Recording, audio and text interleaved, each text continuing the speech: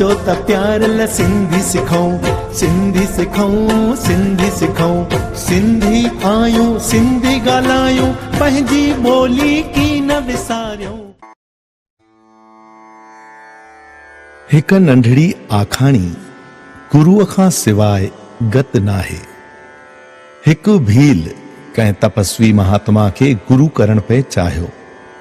इन करे हू हिक ॾींहुं महात्मा जी शरण में आयो ऐं खेनि नाम जी बख़्शीश करण लाइ वेनती करण लॻो।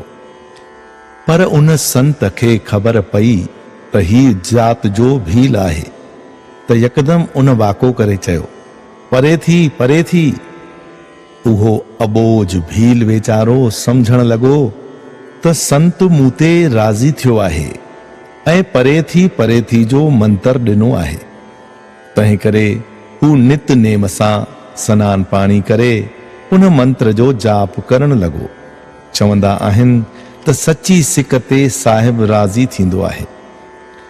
उन जी सची सिक ऐं अखंड जाप ते भगवान विष्णु राज़ी थियो ऐं खेसि दर्शन ॾेई चवण लॻो त हे प्यारा, मां तुंहिंजे अखंड जाप ते ख़ुशि थियो आहियां। घुर जेकी घुरणो अथई।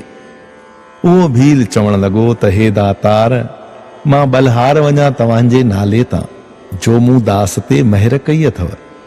हे कृपा निधान, मूं समूरी जिंदगी ॾोहनि ऐं पापनि में ई गुज़ारी आहे।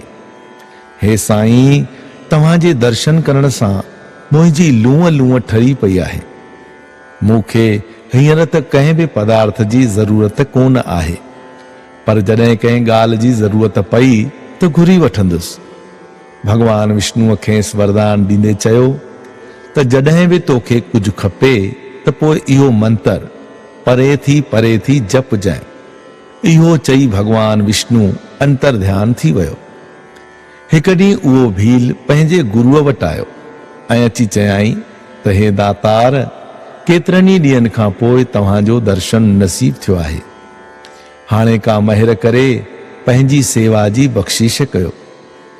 उन वक़्तु संत खे 50 कोह परे कंहिं वटि ज़रूरी कमु हो ऐं उते खेसि को तकिड़ो न्यापो पहुचाइणो हो।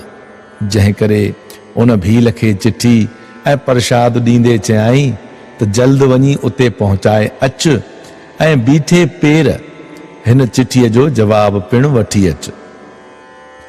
गुरुअ जो वचन ॿुधी उहो भील ॾाढो ख़ुशि थियो ऐं मन में सोचण लॻो त गुरु मस मूं ते राज़ी थियो आहे जो सेवा जो मौक़ो ॾिनो अथई। तंहिं करे इहो कमु जल्द पूरो थियणु घुर्जे। एतिरे में खेसि भगवान विष्णुअ वारो मंत्र यादि अची वियो ऐं यकदम पालथी मारे परे थी जो जाप करण लॻो त यकदम भगवान विष्णुअ अची प्रगट थी उन भील खे चयो त मिठा, चओ कीअं यादि कयो अथई।